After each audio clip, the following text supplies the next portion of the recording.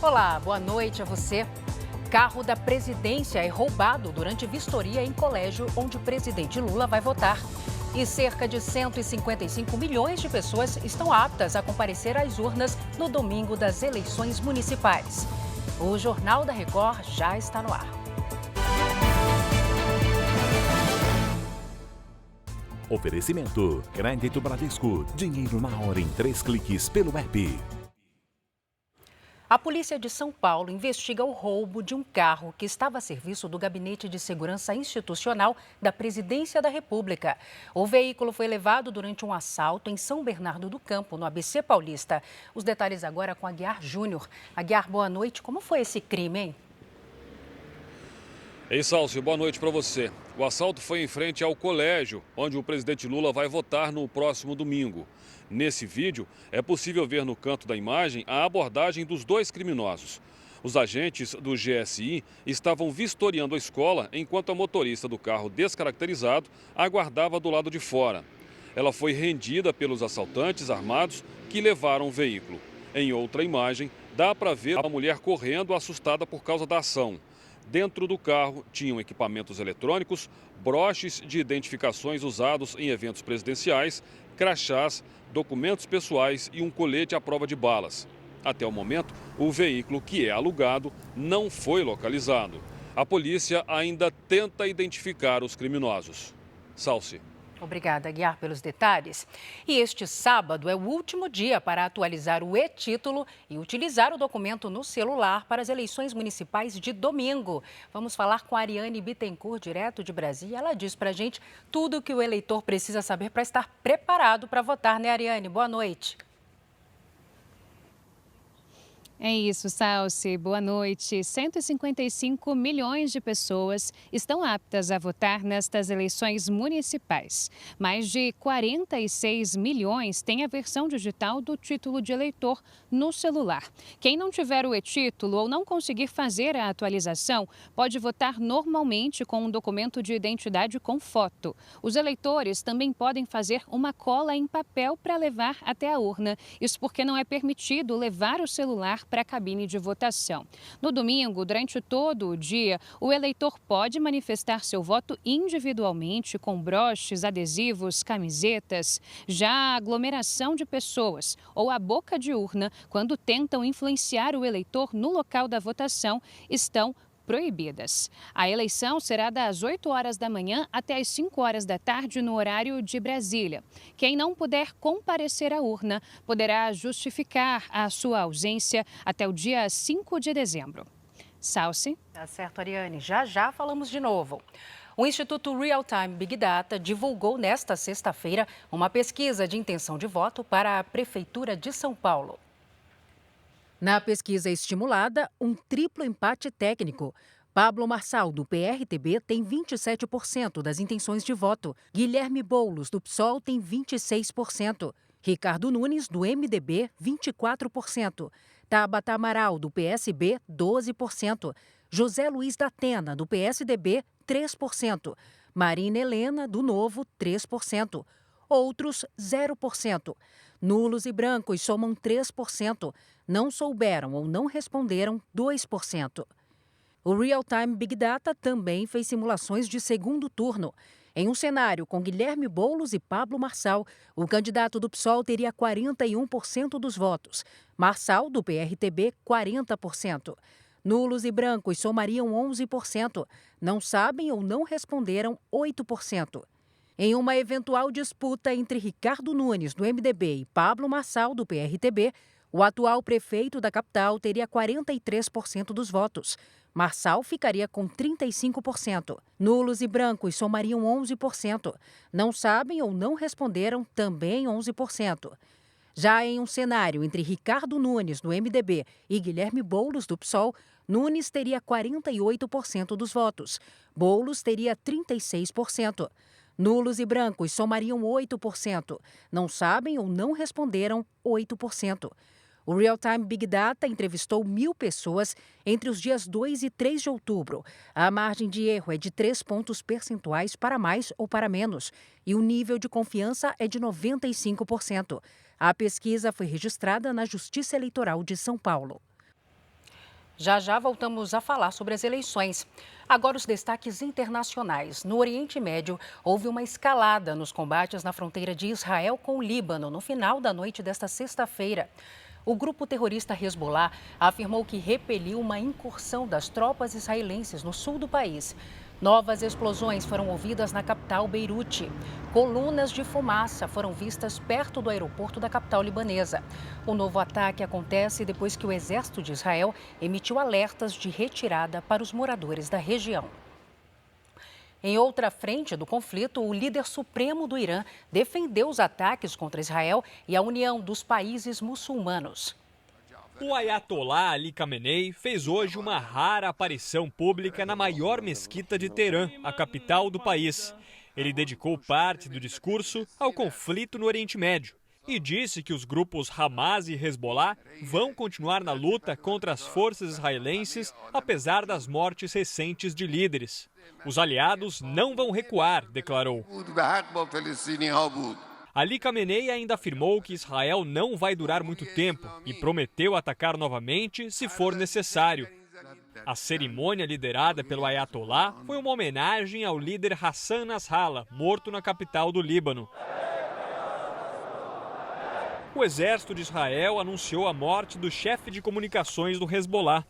Bombardeios atingiram locais próximos ao aeroporto internacional de Beirute e outras regiões libanesas também foram atingidas. O exército israelense emitiu um comunicado hoje aos residentes de mais de 30 vilarejos e cidades no sul do Líbano, pedindo que deixem suas casas imediatamente. Os militares orientaram a população a se mudar para o norte do rio Awali, para que não sejam prejudicados em ataques contra o Hezbollah. O discurso do Ayatollah acontece em um momento em que o Irã espera uma resposta de Israel desde os lançamentos de quase 200 mísseis na terça-feira. Os Estados Unidos discutem com Israel qual será a resposta. Hoje, na Casa Branca, o presidente Joe Biden corrigiu os comentários de ontem e desaconselhou um bombardeio contra refinarias de petróleo iranianas. No Iêmen, aeronaves de guerra americanas e britânicas bombardearam cidades controladas pelos Houthis. Aliado do Irã, o grupo é responsável por lançar ataques frequentes contra navios no mar Mediterrâneo em apoio aos terroristas do Hamas. Aqui no Brasil, a Polícia Civil encontrou no interior de São Paulo o que seria um desmanche de aeronaves. Fuselagens e peças estavam no sítio. Os investigadores querem saber se o local é utilizado pelo crime organizado. Foram encontradas peças de 5 aviões desmontados. Tudo estava numa chácara em Joanópolis, a 120 quilômetros da capital. O local não tem pista de pouso. A suspeita da polícia é de que as fuselagens e alguns equipamentos tenham sido transportados para lá em carretas. O proprietário alega que ele adquiriu as peças como sucata nos Estados Unidos e que ele fazia comercialização dessas peças. O dono do sítio prestou depoimento e foi liberado. Para a polícia, o local seria uma espécie de desmanche clandestino de aviões. As investigações apontam que o crime organizado monta aeronaves com peças de aviões inutilizados para transportar drogas, dinheiro, ouro e pedras preciosas ilegalmente. As aeronaves fazem os chamados voos de galinha, percursos curtos a baixa altitude, para dificultar a localização nos radares. As peças clandestinas são bem mais baratas que as de mercado e têm atraído o interesse de grupos criminosos. De acordo com os investigadores, depois de fazer o transporte e cumprir parte da rota, muitos aviões são queimados para apagar as evidências do crime. Policiais desta delegacia, na zona leste de São Paulo, estão em busca de 2 aeronaves que seriam usadas por uma organização criminosa num esquema de lavagem de dinheiro. Elas ainda não foram localizadas. Em agosto, na mesma investigação, um avião foi apreendido no aeroporto Campo de Marte, na capital. A aeronave estava em nome de um pedreiro, que pode ter sido usado como laranja, já que o verdadeiro dono é investigado por lavagem de dinheiro. Nos primeiros dias de outubro, a cidade do Rio de Janeiro registrou um volume de chuva maior do que todo o mês de setembro. Vamos para lá conversar com Leonardo Ack. Ei, Léo, boa noite para você. O bom é que essa chuva chegou para aliviar o tempo seco por aí, né? Verdade, Salsi. Boa noite para você e para todos. Setembro já é considerado o mês mais seco dos últimos 27 anos. Mas agora, já no começo de outubro, o Centro de Operações da Prefeitura registrou um volume médio de chuva de 25,5 milímetros. Os números levam em consideração os 4 primeiros dias, enquanto no mês passado inteiro foram apenas 6,9 milímetros. A estação pluviométrica da Rocinha, na zona sul do Rio, foi a que teve o maior índice de chuva nas últimas horas, com 72 milímetros. As chuvas atingiram principalmente as zonas sul e oeste da cidade desde a noite da última quinta-feira. Agora, para este final de semana de eleições, a previsão é de tempo nublado e ainda chuvoso na cidade. A temperatura pode variar entre 16 e 28 graus. Salsi. Tá certo, Léo. Obrigada pelas suas informações. A defesa do X afirmou agora à noite que o ministro Alexandre de Moraes não especificou para qual conta deveria ser feito o pagamento das multas devidas à Justiça brasileira. A gente volta a Brasília agora com a Ariane Bittencourt. Ariane, qual foi a alegação da defesa? Salsi, os advogados do antigo Twitter argumentaram que os mais de 28 milhões de reais só foram depositados em uma conta da Caixa Econômica porque ela foi indicada pelo próprio Supremo Tribunal Federal. A defesa do X pediu ainda que a plataforma seja desbloqueada imediatamente em todo o território brasileiro.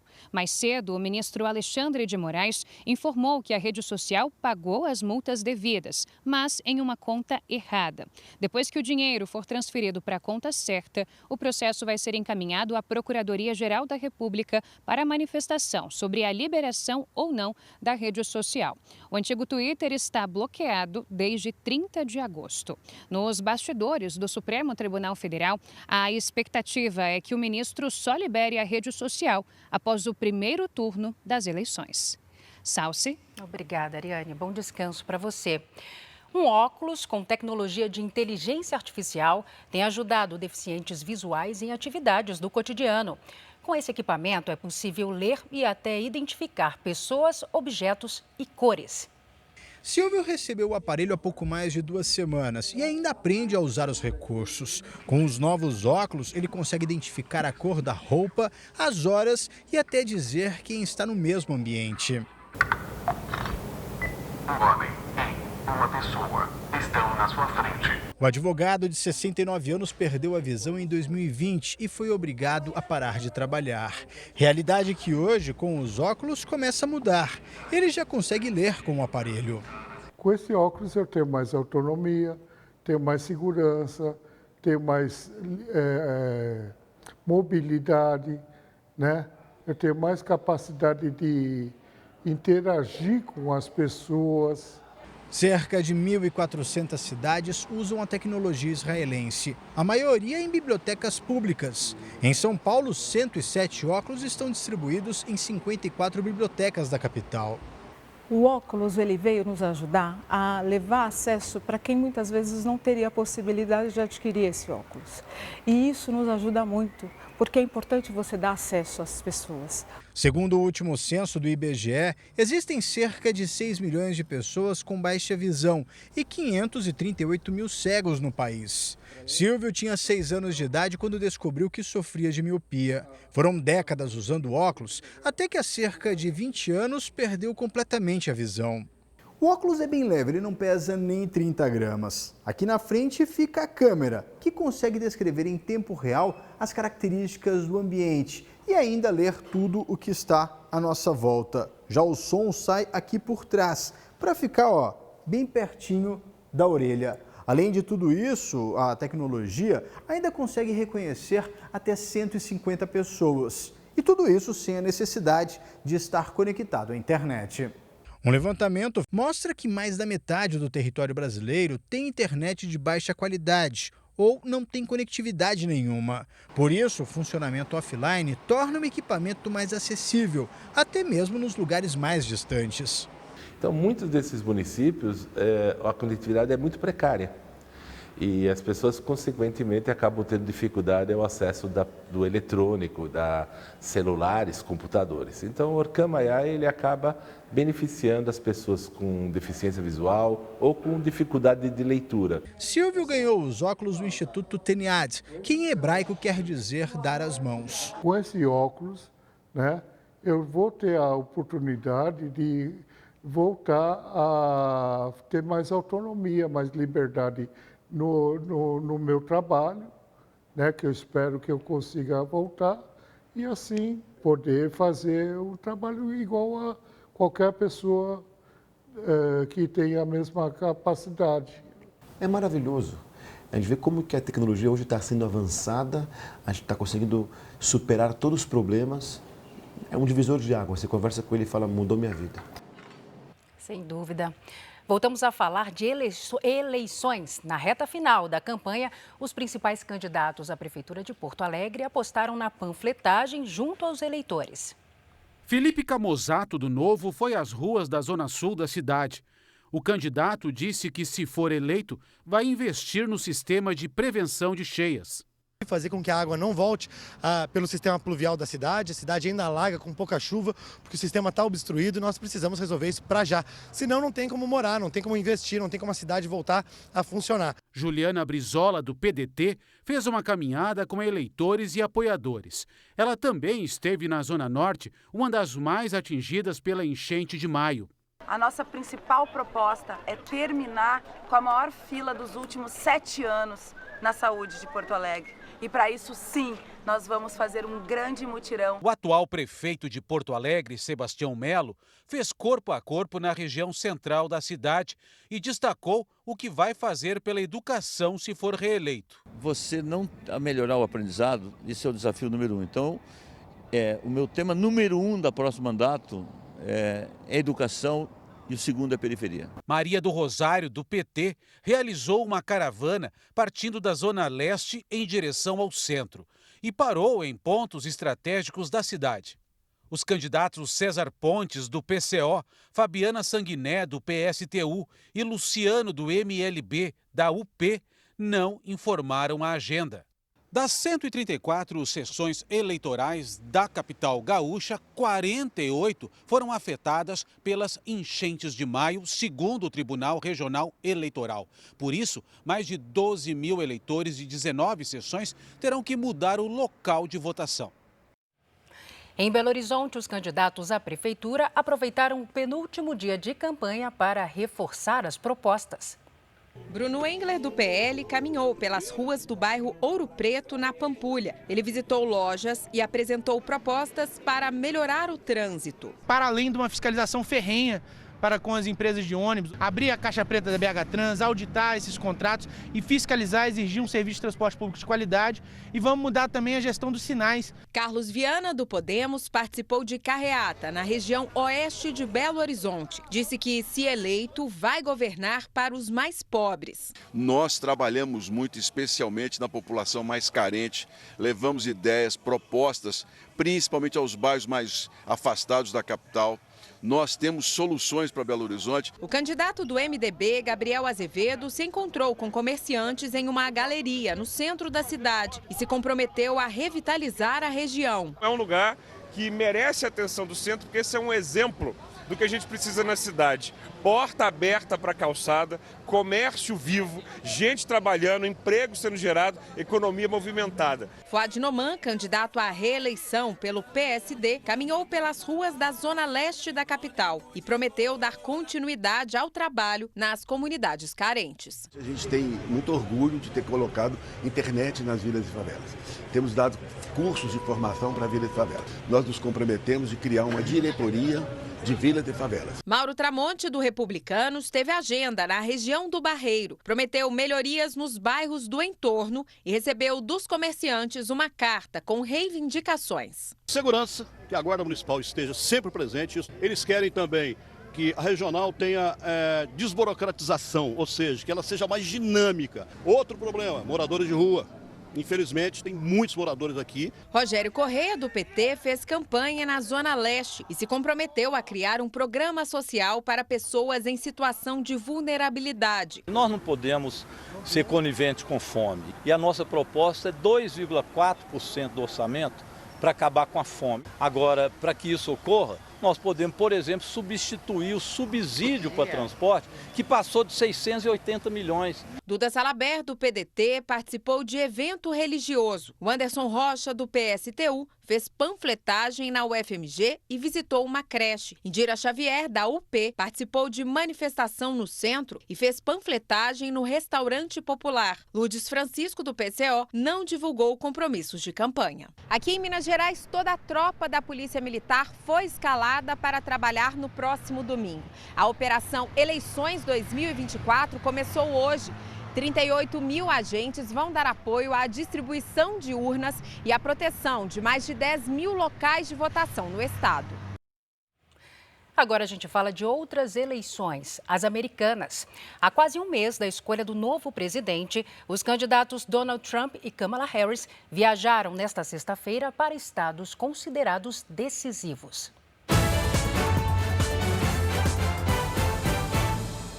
Kamala Harris foi para 2 cidades do Michigan em busca de apoio sindical e de votos da classe trabalhadora. A viagem acontece no mesmo dia em que a candidata recebeu uma notícia de que não vai ter o apoio do Sindicato dos Bombeiros, entidade que reúne mais de 300 mil associados. Foi um duro golpe na campanha, já que em 2020 a categoria endossou a candidatura de Joe Biden. Agora os democratas vão contar com um apoio mais efetivo de uma figura popular no partido, o ex-presidente Barack Obama. A expectativa é de que nas próximas semanas Obama esteja presente em eventos em estados considerados decisivos. Um dos primeiros deve ser a Pensilvânia. E é lá que o adversário Donald Trump vai estar amanhã, como mostra o repórter Tiago Nolasco. O candidato visitou hoje mais uma cidade devastada pelo furacão Helene. Desta vez, Trump foi à Geórgia, onde recebeu o apoio do governador republicano Brian Kemp. Trump tem criticado a demora do atual governo para chegar aos locais atingidos. Mais de 200 pessoas morreram nos temporais e alagamentos. O candidato republicano também foi para Carolina do Norte, outro estado com estragos provocados pelo furacão Helene. Mas as atenções do país estão voltadas para amanhã. Donald Trump vai para a cidade de Butler, na Pensilvânia, onde sofreu atentado em julho. O bilionário Elon Musk, dono da rede social X, disse que estará lá para apoiar Trump. No ataque, o ex-presidente foi atingido na orelha por um tiro de fuzil e um espectador morreu. O atirador também foi morto, mas o serviço secreto admitiu que houve falha na segurança. O FBI, a Polícia Federal Americana, ainda investiga a motivação do crime. De volta ao Brasil, o Rio Negro, um dos principais afluentes do Rio Amazonas, em Manaus, chegou ao nível mais baixo em mais de 100 anos. Sem chuva e com calor acima da média, o Rio Negro praticamente desapareceu. Quase 750 mil pessoas são afetadas diretamente. O Rio Negro atingiu hoje a marca de 12,66 metros. Aqui nessa região do Lago do Mauá, na zona leste da capital amazonense, as águas secaram e mais de 50 famílias são diretamente afetadas, já que elas tiravam do rio o seu sustento. Uma das maiores dificuldades dos ribeirinhos é o acesso à comida e à água potável. Agora a gente tem que andar quase 1.500 metros para a beira, tá entendendo? Aí para a gente ir, o feijão, roça, melancia, tudo morreu com a seca. Os pesquisadores do Serviço Geológico Brasileiro estimam que o nível do Rio Negro pode ficar por mais de 2 meses em uma cota abaixo do normal, que é de 16 metros. A gente vê aí essa cota sendo alcançada entre janeiro e fevereiro. A estiagem severa transformou o leito do rio no centro de Manaus numa extensa faixa de areia. Mais de 2.000 toneladas de alimentos estão sendo distribuídas para os moradores das regiões mais atingidas. Infelizmente, não temos, dentro de um padrão meteorológico, previsões de chuvas abundantes que possam recuperar rapidamente as nossas calhas. E a seca na região da Amazônia comprometeu quase 30% do setor de turismo na vila de Alter do Chão, no estado do Pará, conhecida como o Caribe Amazônico. A Heloíse trabalha com turismo às margens do rio Tapajós, mas tem sofrido porque os visitantes estão com dificuldade para chegar ao local, consequência da seca que atinge a região. Diminuiu bastante, né, o turismo, o acesso aqui ficou muito difícil. O nível do rio Tapajós atingiu 28 centímetros e está a apenas 16 de igualar a marca histórica do ano passado. Quase 30% do setor de turismo foi afetado pela seca. Nossa seca realmente está muito severa, né? E aí alguns passeios eles ficam prejudicados. A procura ela diminui um pouco, porque aí você acaba não conseguindo chegar, né, no ponto que você queria ou ver do jeito que você imaginava. O recuo da água mudou a paisagem num dos pontos turísticos mais conhecidos da região do Tapajós, a Vila de Alter do Chão. Com o baixo nível do rio Tapajós, extensos bancos de areia se formaram nessa região e o mesmo caminho pode ser feito a pé. 100 pessoas deixaram de trabalhar na praia em menos de um mês. Tá aí, é tudo seco, todas as canoas paradas. Prejuízo. Não tem como trabalhar. Prejuízo, mano. Jean saiu do Paraná para conhecer a região e ficou impressionado. Até pelas trilhas e tal que a gente já fez aqui, a gente vê que realmente o rio está muito abaixo do leito normal para a época, né? Moradores esperam que o retorno das chuvas volumosas, aguardadas para o fim de novembro, possam trazer de volta os turistas. Voltamos a falar sobre as eleições municipais de domingo. Os 6 candidatos que disputam a Prefeitura de Vitória, no Espírito Santo, foram às ruas em busca de votos.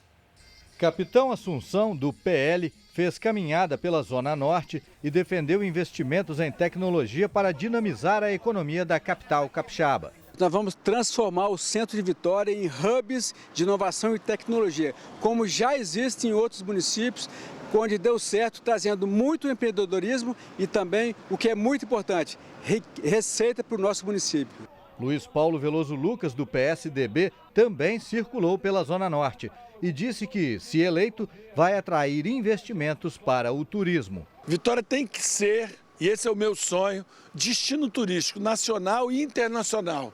Numa primeira meta, trazer 1 milhão de visitantes de fora do estado por ano. É isso que a gente quer, aproveitando os ativos naturais, humanos e culturais. A candidata do PSOL, Camila Valadão, participou de um bandeiraço e fez panfletagem na Reta da Penha, uma das principais vias da capital. A gente tem falado muito de saúde, que é uma das principais necessidades da população da nossa cidade. Faltam profissionais, especialistas, falta um atendimento de qualidade da nossa população. Por isso a gente ressalta a necessidade de ampliar as equipes, ampliar a atenção primária e fortalecer o SUS. A gente precisa de saúde. Atual prefeito e candidato à reeleição, Lorenzo Pasolini, do Republicanos, fez uma carreata pelos bairros da Zona Norte.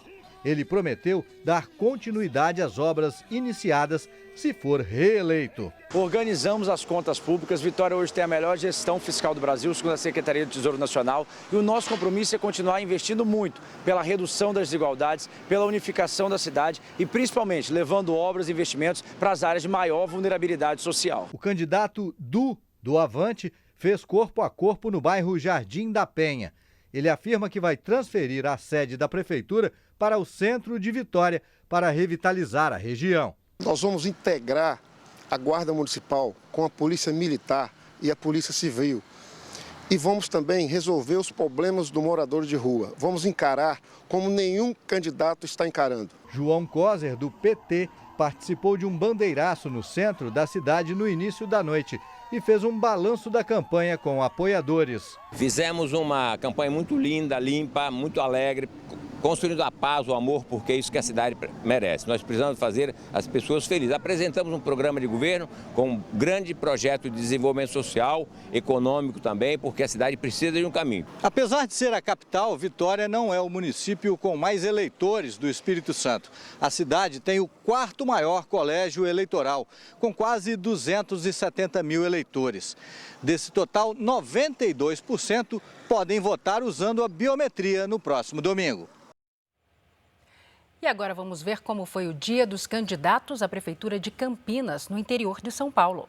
O atual prefeito e candidato à reeleição, Dário Saad, do Republicanos, teve encontros com a Associação dos Surdos de Campinas e com a Associação de Empresas Chinesas no Brasil. Recebemos 2 associações e assinamos cartas de compromisso.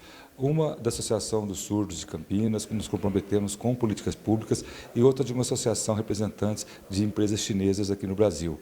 É importante ter contato com as entidades que representam os segmentos em Campinas. Rafa Zimbaldi, do Cidadania, caminhou pelas ruas do centro da cidade. Ele defendeu a revitalização da região e investimentos na saúde. Com o Centro Vivo e o Nova Vida, nós vamos revitalizar a área central e também tirar todas as pessoas em situação de rua. E com o poupa-tempo da saúde, nós vamos zerar as filas de consultas, exames e cirurgias, dando um atendimento de qualidade para toda a população. Campinas tem o 3º maior colégio eleitoral do estado, atrás apenas da capital e de Guarulhos. Quase 885 mil pessoas estão aptas a votar na cidade. Para facilitar o acesso às sessões eleitorais no próximo domingo, o transporte público será gratuito entre 6 da manhã e 7 da noite. Pedro Tourinho, do PT, se reuniu com apoiadores e fez caminhada numa área comercial, onde conversou com lojistas. Hoje nós estamos caminhando pela região do Campo Grande, fazendo algumas das últimas conversas desse primeiro turno, abraçando as pessoas. Tem sido muito boa a acolhida que a gente tem recebido e já estamos preparando os ânimos e os motores para um segundo turno de muito debate sobre a cidade. Wilson Matos, do Novo, fez panfletagem na região central. Angelina, do PCO, não teve agenda divulgada. Este foi o Jornal da Record. Outras informações no Fala Brasil, edição de sábado, que começa às 7h30 da manhã. Você fica agora com Fala que eu te escuto. Boa noite para você, bom voto. Cuide-se. Tchau.